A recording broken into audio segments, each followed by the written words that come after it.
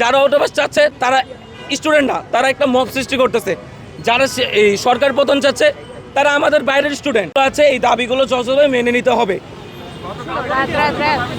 হ্যাঁ, আর আজকের জন্য আমাদের আন্দোলন স্থগিত, যেহেতু বৃষ্টি হচ্ছে আর আমরা চাচ্ছি না এখানে কোনো সাধারণ জনগণের ভোগান্তি হোক।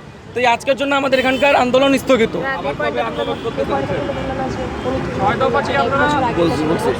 আর উনি এটাও বলছে যে এই 4 মাস হয়েছে আমরা আসছি, আমরা বিগত সরকারের কোশ্চেন দেখে আমরা তোমাদের পরীক্ষা হয়েছে।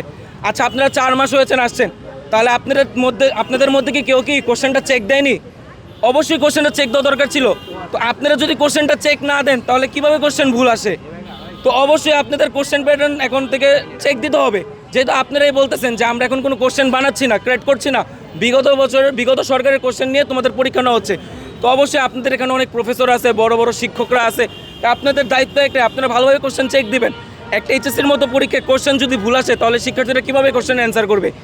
আর আমরা যদি অ্যান্সার না করতে পারি, আপনারা বলতেছেন যে আমরা পড়াশোনা করি না, এই করি না। আমরা পড়াশোনা করি, কার অটোপাস চায়? যারা পড়াশোনা করে না। আমরা 2 বছর অ্যাটলিস্ট এইটুকু পড়াশোনা করেছি যেন আমরা পাস মার্কটা তুলতে পারি। আমরা কেউ অটোপাসের দাবিতে না। যারা অটোপাস চাচ্ছে তারা স্টুডেন্ট না, তারা একটা মব সৃষ্টি করতেছে। যারা এই সরকার পতন চাচ্ছে তারা আমাদের বাইরের স্টুডেন্ট। গতকাল দেখা গেছে অনেকে বাইরের স্টুডেন্ট আসছে, অনেক ভাঙচুর করছে, সাংবাদিকদের গায়ে হাত তুলছে। এখানে আমাদের স্টুডেন্টের মধ্যে কেউ ছিল না।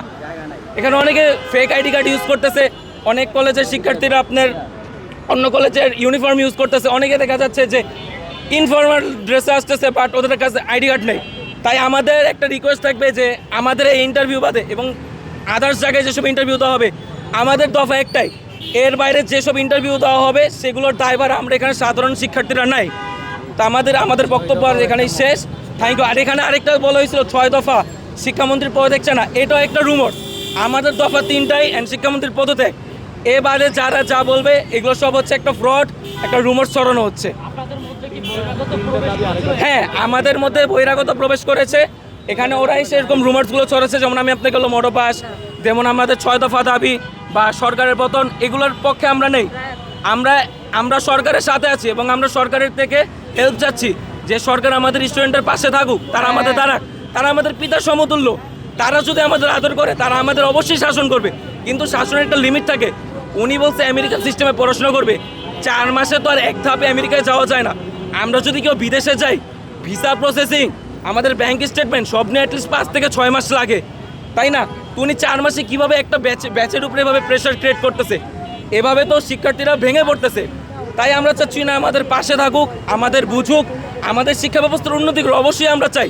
আমাদের জনাব তারেক রহমানের একটা মূল মন্ত্র আছে, সবার আগে বাংলাদেশ।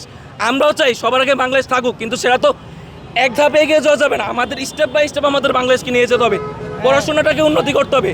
তাই আমরা চাই আমাদের পড়াশোনার পাশে থাকুক, আমাদের একটা শিক্ষা ব্যবস্থা